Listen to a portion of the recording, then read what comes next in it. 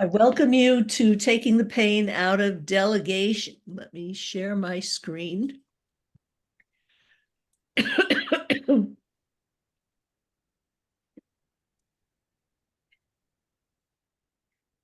And Michelle, I know you, but Bernie doesn't.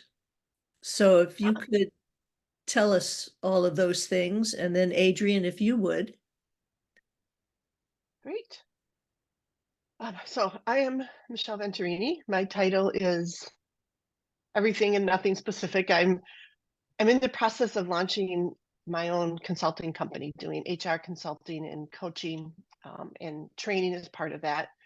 And I'm also an instructor with the university. I'm on the faculty for the Masters in Biotech program. So I have many titles.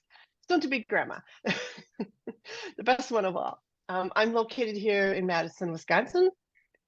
And how I heard about this program, it actually, when I was a baby and had my very first train the trainer class, and Deb was a guest speaker for that class. And so Deb's name has always been on my mind, and it was someone I was very impressed with the training she did at that time. And now I'm fortunate to be in a position where I can reconnect.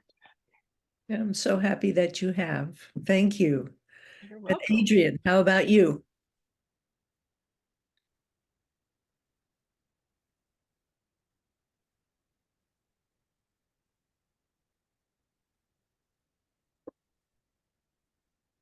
Working from an iPhone, sometimes it's tough to get off of mute.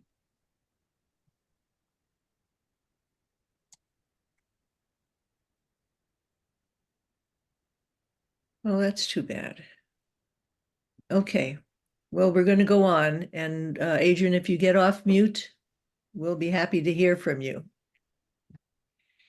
So, how many of you are pretty good at delegating? Please raise your virtual hand, which is in the reaction site, if your answer is yes to this and the following questions.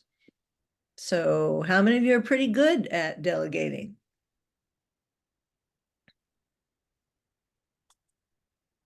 How many of you are pretty uncomfortable about delegating, but you do it anyway?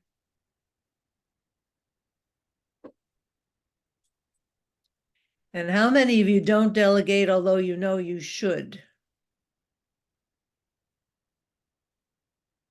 Well, you're in the right place. So I welcome you. A little bit about me. I taught for the Executive Management Institute and the Small Business Development Center at UW-Madison School of Business for 30 years. And I've been a workplace learning and performance improvement consultant with my own business for over 35 years. It's now 38 years. And I want to just mention, if you get out your handout, and it would be helpful if you do have that accessible. If you go past the title page, you will see my information. And then we're going to be working from page 4, which is the agenda and the learning objectives. So our agenda is to look at what delegation involves, what you should delegate, how to stay on top of things when you delegate, because that's always a big concern for folks. Am I going to lose control? And then to get ready to delegate, and at the evaluation and summary, to find out what your key takeaway is, and then to discuss what's next. Now, if you can grab an annotation tool, and on the bottom, you can see that on the right, next to pause share and besides slide control. If you identify which of the learning objectives is most important for you, to discuss the 3 critical factors that define delegation, to determine what to delegate, to use the 6 degrees of delegation to retain control, to prepare to delegate, and to report your key takeaway. The 6 degrees of delegation. Does Adrian have an option to do this from his iPhone? It's very difficult to do annotations from an iPhone if he's able to navigate there at all. Adrian, could you put it in the chat? Or maybe you have. Let me just check. Let's see. Adrian, did your audio return? He's identified himself as Adrian Taylor. I own a company, Gentlemen's Council. I'm a coach and training of soft skills. Not sure what happened with the volume. Okay, could you put in chat which objective is most key for you?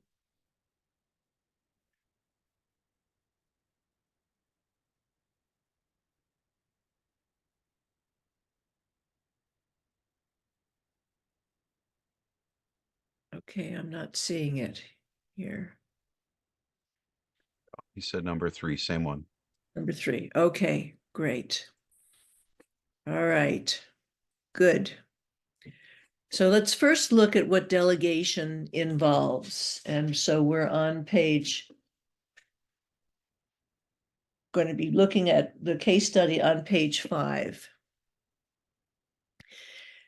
There is a case study that goes on page 5 to page 6.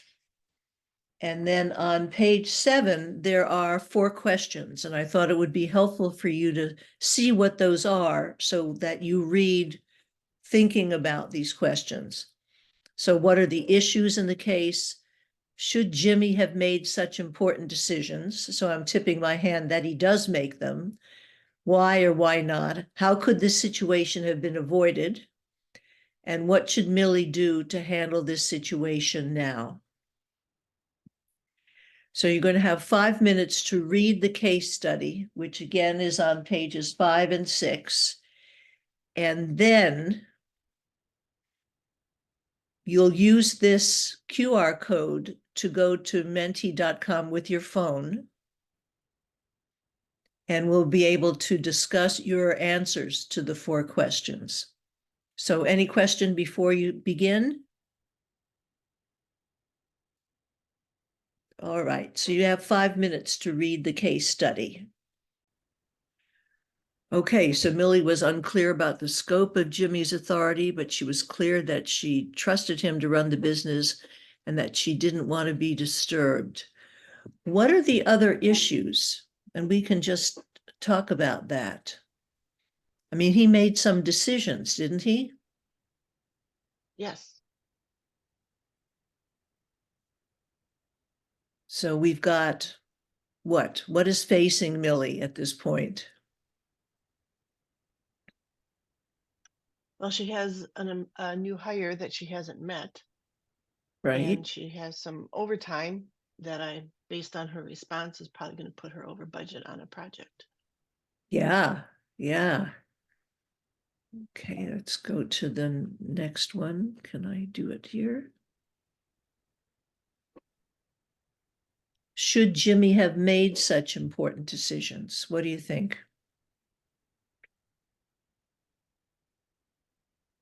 I mean, my instinct is no, that even with the sort of carte blanche that she seems to have given to him, common sense would still say you pause before you make a decision on someone to hire. So, on the other hand, I can see why he thought he had the authority. Mm-hmm. And what about I the think, overtime? to me, that it seems like something that he should have been empowered to decide. He seemed to have a good grasp on the project and the deadlines and what the customer expected. So that's probably something was probably reasonable for him to do. Adrian, are you able to answer in chat?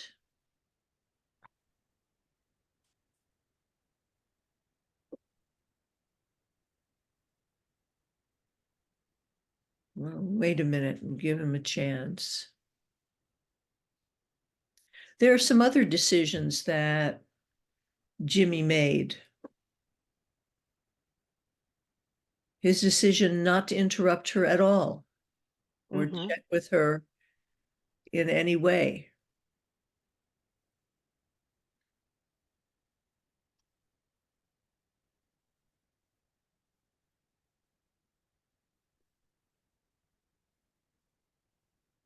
It's hard to tell if Adrian is able to answer or not.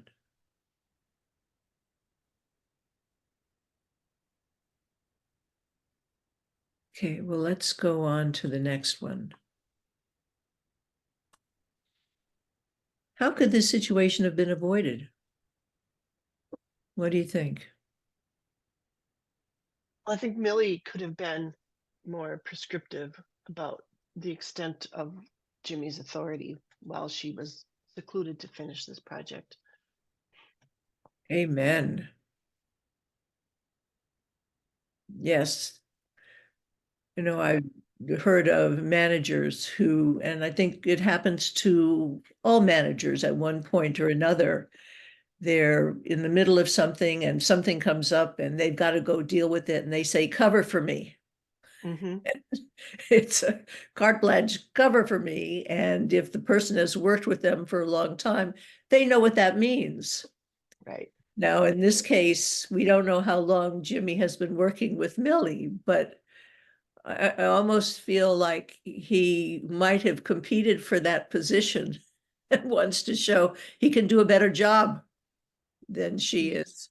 Yeah, he wasn't shy because in my experience, when a manager says cover for me, employees tend to be less assertive about what they can do rather than more. So Yeah, I do think Jimmy had something to prove.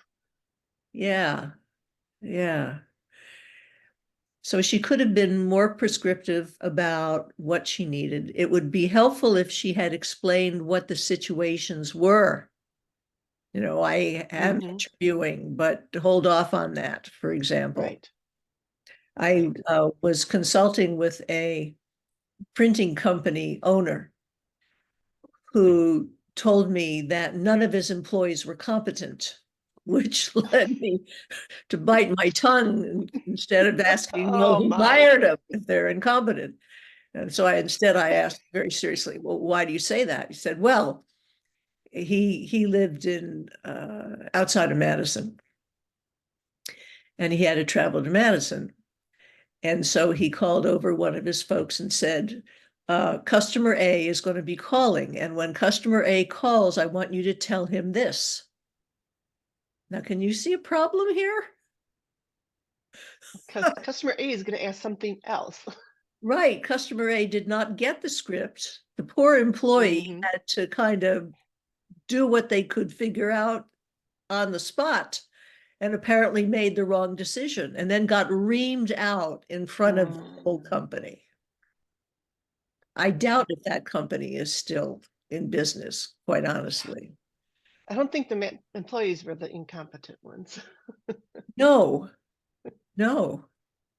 And the issue is if you're going to ask somebody to do something, you need to explain why. Why this and what is the situation? And I don't think that I certainly don't appreciate his management style, but I don't think he was intending to set that employee up to be unsuccessful. It's just that when you know something so well, you forget other people don't. Mm-hmm. Right. So this situation could also have been avoided if they had agreed that they were going to meet in the Mm-hmm. evening, you know, just Right. after work or just before work ended, just for an update. And she Right. certainly should have said, if anything might affect the budget, let me know, because that's what I'm working on. Right. Yeah. Now, the whole other approach might have been, here, you work on the budget. I'll take care of other things. And if you have any Mm-hmm. questions, let me know. So there were a number of options available to her that Right. she did not take advantage of. I would say it's more like she abdicated instead of empowered. Exactly. Yeah, that's very good at perception. Exactly. Can I get this to go here? So, what should Millie do now to handle this situation? Well, I think she has to live with Jimmy's decisions. I think for her to reverse what Jimmy decided would do irreparable harm to Jimmy's confidence in her relationship with him. So unless she just hired complete duds of people, I think she's got to live with it, make it work. And what else should she do to avoid it in the future? Um, I think they should, after, I mean, I'm sure at this point tempers are probably high and emotions are high. So after they've had time to settle down, I think talk about what happened. They need to just talk about where the miscommunication happened and what they're going to do in the future to avoid it. Yeah, and I think she's going to accept responsibility Hmm. for that and definitely have a plan for when delegation occurs, how they're going to stay in touch about it. Hmm. And she may want to reconsider saying, just make sure nobody talks with me. Yes. Because she really set it up to be a very uncomfortable situation. Now let me go back to our case study.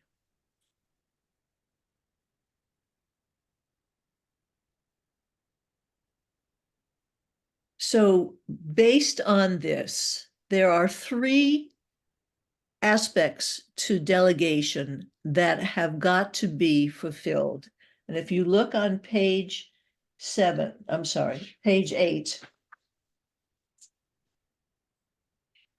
and we fill in the blanks. Delegation involves what would be an R word. Responsibility. Yep, Oh, you're right on target. I was kind of counting the spaces and knew it had to be a big word. Okay. They all are. Yes.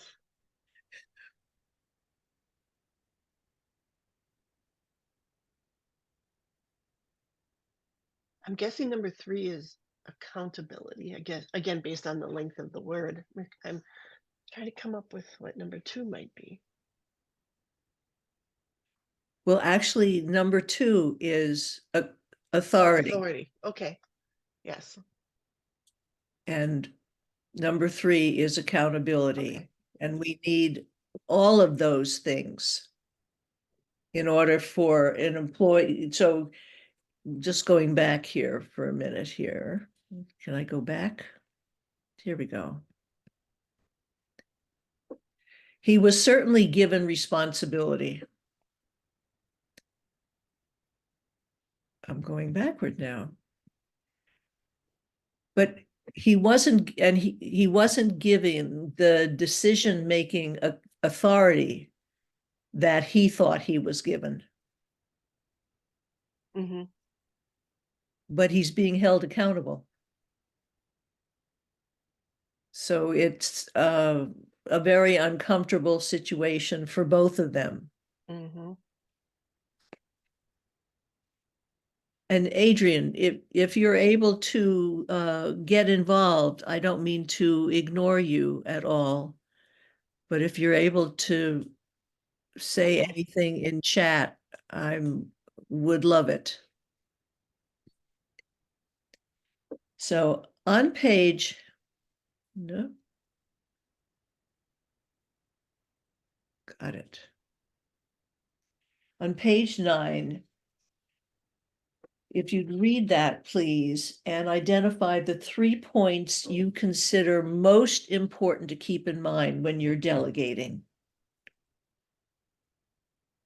And then be prepared to discuss that. You'll have about 3 minutes for this.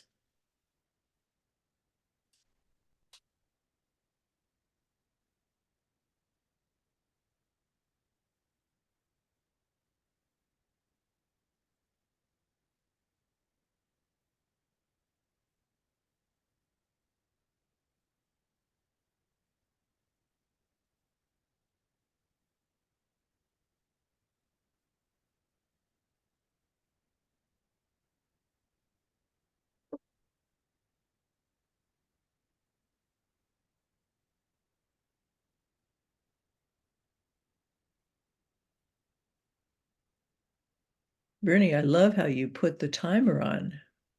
I have to ask you how you do that. Great secret, Deb. How am I going to give you all my tips and tricks? Then you don't need me. I'll share it with you later. Thank you. Mhm.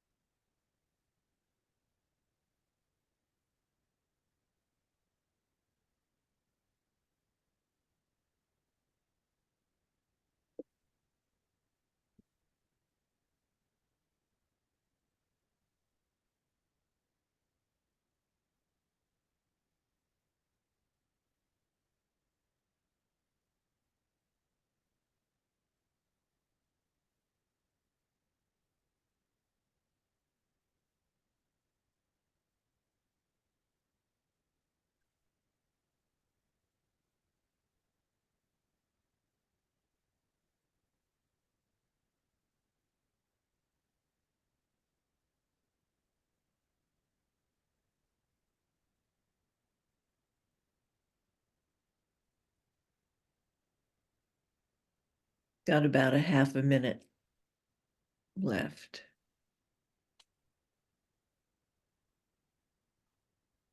Oh, okay. So 2, if mistakes would be costly, you can still delegate. And 3, visualize and articulate what you want in terms of results, what they are and when they need to be accomplished. And 8, not against the way you would have achieved them. Why did you choose those as opposed to other ones? Well, to me, number 8 is probably the most important, because if you're going to delegate, you have to be willing to accept that it's going to be done differently than how you would have done it. Because if you delegate and then change it until it looks like you did it, then you might as well do it, because you've done more harm than good with the whole exercise in terms of helping the other person grow their skills and their knowledge. Number 2, I think, is really important, because people need to, in order to really be satisfied at work and to grow and develop, they need to be given new and challenging tasks. And if they already can make 5 widgets, asking them to make 8 widgets is not delegation. It's just more of the same work they're already doing. So they're going to get work that's new. So there has to be a tolerance for mistakes. But at the same time, there is a responsibility to do that in a way that doesn't bring down the company. So setting up milestones is really important, I think. And then number 3 just kind of goes back to the Millie and Jimmy example of being really clear about results and parameters. Yeah, I certainly appreciate the ones that you chose.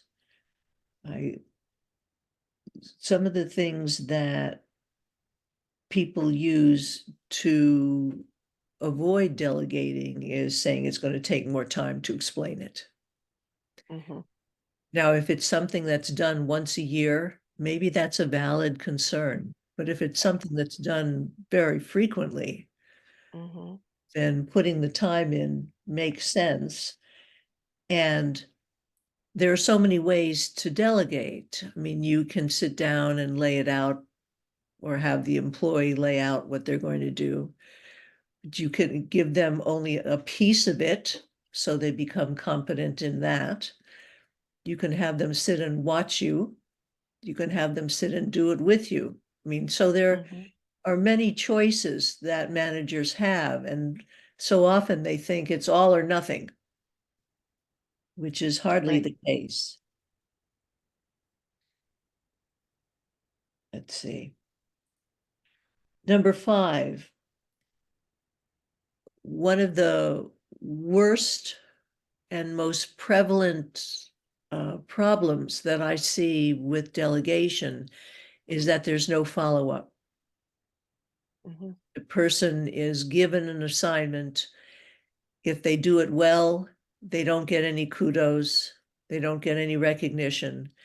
If they do it poorly, nobody says anything. I know I was working with one state agency where they worked with contractors, and the contractors were not doing it the way they needed it to be done. But instead of sitting down with the contractors and saying that, the employees would go and fix it. And that was the dance that they led, which made no sense whatsoever. So if No, the nobody wins in that scenario. nobody, absolutely. Yeah. Okay. So thank you for that. And Michelle, thank goodness you're here. Talking to myself. Which I'm good company, but there's a point where that's just not That's right. okay. All right, so we define what delegation requires. Now, identifying what you should delegate, that can be a problem for many folks. So what I have created is a time use assessment table, which you'll find on page 11, but it looks like this. It asks you to list your general work activities, the percentage of time that you take, which should add up to 100%. If it adds up to more than 100%, we have other problems. To look at each activity to see, can you delegate it? Yes. Delegate in part, in whole, or no. And then having you go back and look at these work activities and prioritize them in terms of your overall goals and responsibilities. And then identifying whether this activity is a priority or not. And if you say you can delegate it and it's not a priority, then it's something you really need to stop doing. Does that make sense?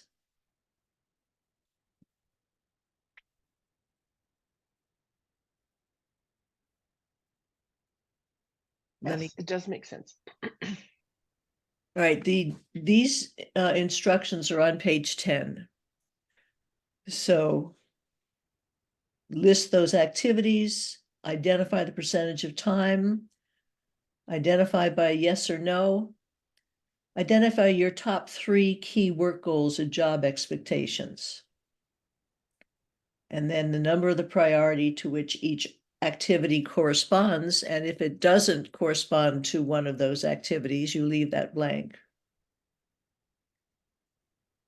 So what we're going to be interested in knowing is how many checkpoints, check marks you're able to identify. And then there's going to be a poll where you'll be able to respond to that. Now, I realize a poll is overdoing it with 2 people, but that's how we're going to make it more interesting. So you have 8 minutes to complete the table, and then after that, you'll answer the poll questions. So Deb, considering my current situation and getting my business off the ground, I don't know that I'm going to be able to answer or fill in the table. What Do you want about, me just to think about my previous position? yes, Okay. yes, that would be useful for this exercise. Okay. Thank you. Okay, well, I don't know how we'll know Okay. when he has. So I guess we could put up the poll. Right, just launched it. And there are 4 questions.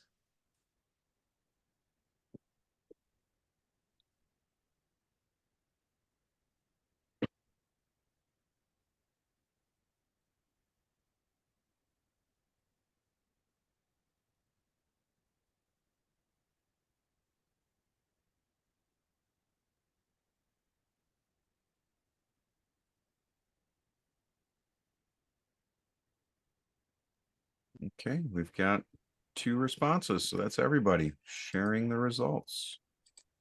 Fantastic. All right. So was the assessment table useful for you? It really was. It was useful for me to write it down, first of all, and to think about it in um, discrete areas. It was really helpful. Oh, good. Thank you. Adrian, you're able to use chat?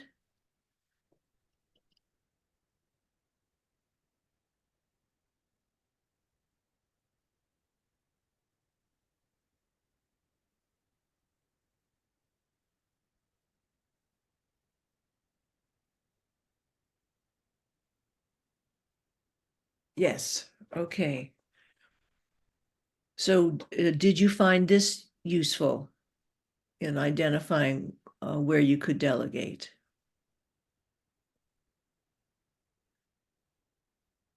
Great. Okay, thank you. We can stop sharing the poll. Okay. So we have looked at what delegation involves and what you could delegate and maybe will delegate. And now we need to look at how to stay on top of things when we delegate. And this is where we're going to look at the 6 degrees of delegation. And we're going to look at each one of them. But they are take action. And you don't need to tell me a thing. Let me know what you did, because I might need to know. Do it unless I say not to. And then right here between 3 and 4, we move away from being responsible, the employee being responsible. And now it is for the decision. Now it is definitely in the bailiwick of the supervisor. Delay action until I give approval, recommend an alternative for my approval. I decide what to do. So let's look at these. So as we discuss each degree of delegation, let's come up with some examples of their use. So one thing, the first is take action, no further contact with me is needed. You're supposed to answer the phone. I don't need you running to me each time you answer the phone. You're supposed to handle customer concerns. You don't need to tell me that you're answering the phone and handling those concerns. What would be another one?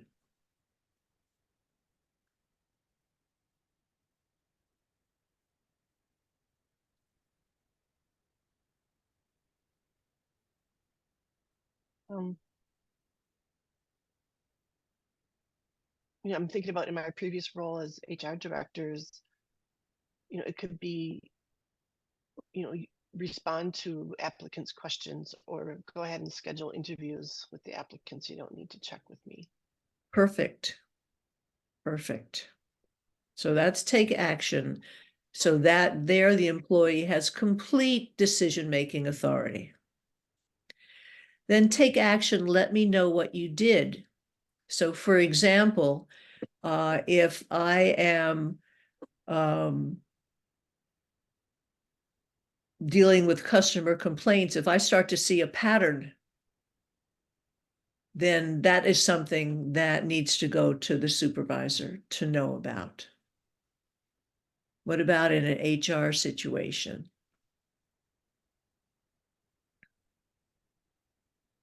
Well, this is, perhaps a hiring manager is being unclear about what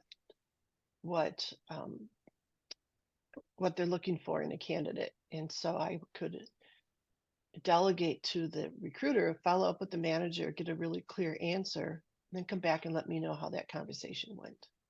Perfect. Perfect. So here we're taking some authority away from the employee, but they still have, they do take the action. Look into this problem. Let me know what you intend to do. Do it unless I say not to.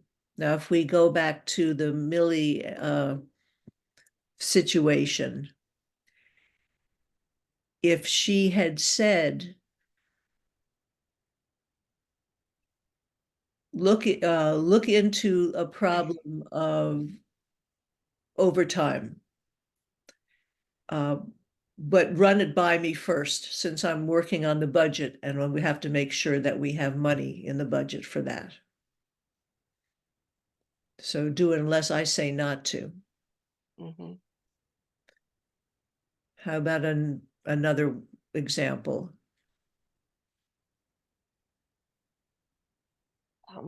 This could be, let me know who the lead candidate is, and unless I say not to, go ahead and extend an offer. Perfect. Okay. So here's our endpoint for the employee making decision. For the rest of them, the supervisor makes the decision. Look into the problem. Let me know what you intend to do. Delay action until I give approval.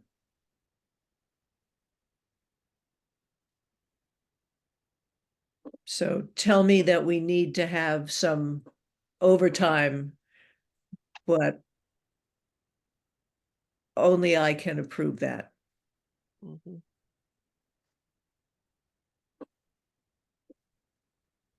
With HR, Well, this could be, maybe something comes back from a background check that's questionable about someone to whom we've extended an offer. So it could be, let me know what you would do, but but don't do anything until I've reviewed the situation. again, perfect. You're doing such a beautiful job. Thank you. Look into this problem. Let me know alternative actions available with pros and cons, and recommend one for my approval. So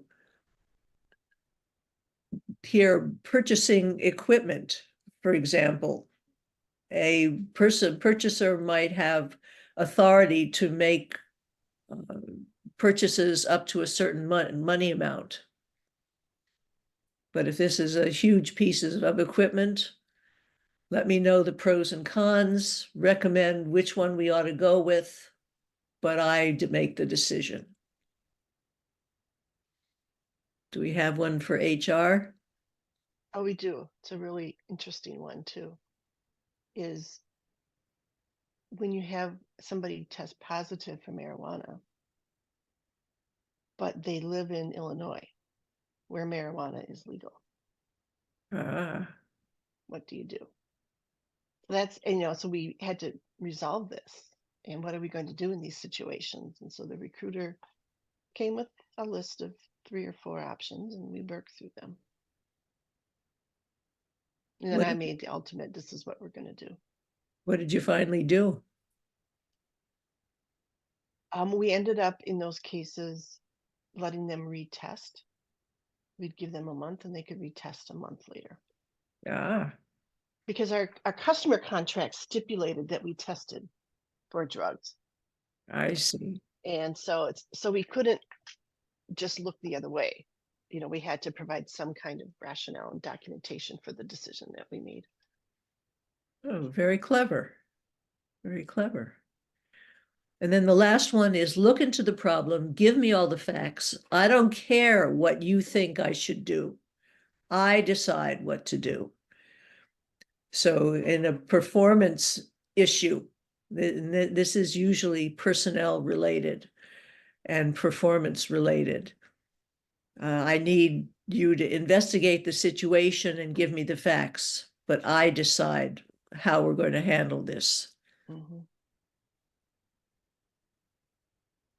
Yeah, this could be one where maybe there's a charge of harassment or some other kind of investigation that needs to happen.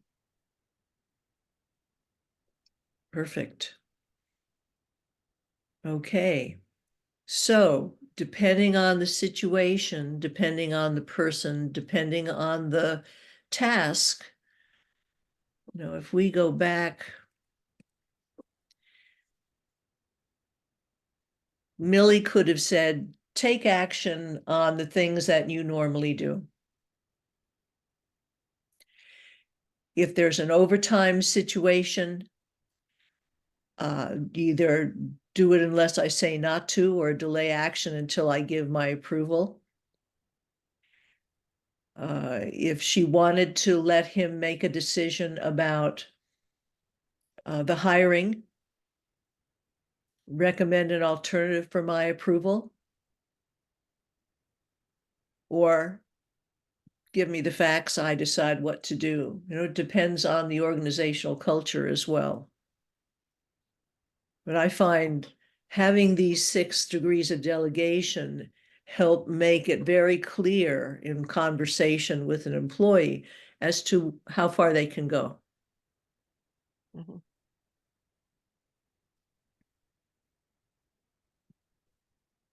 All right.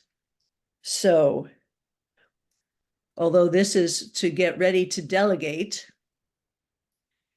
since you're not in a situation where you're ready to do something like that yet, let me just go through what the worksheet says, and this is on page 14.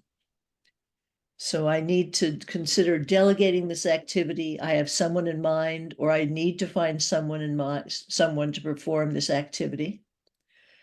I will delegate the following degrees of decision-making authority. And I will take the following actions so that I delegate this activity in a timely fashion. So hopefully that's useful since you have, if we were going back to your previous position, you knew what you wanted to delegate, Mhm. you had someone in mind. What degrees of decision-making authority would you have given that person?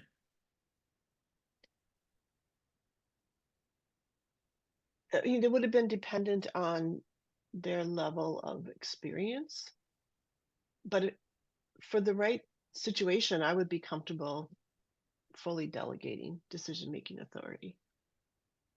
Okay. All right.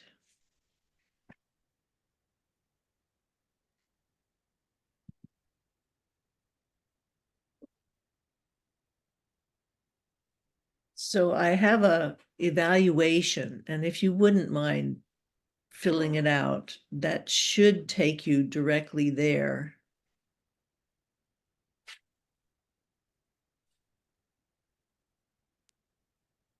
I also dropped a clickable link into the chat too, if that's easier for you.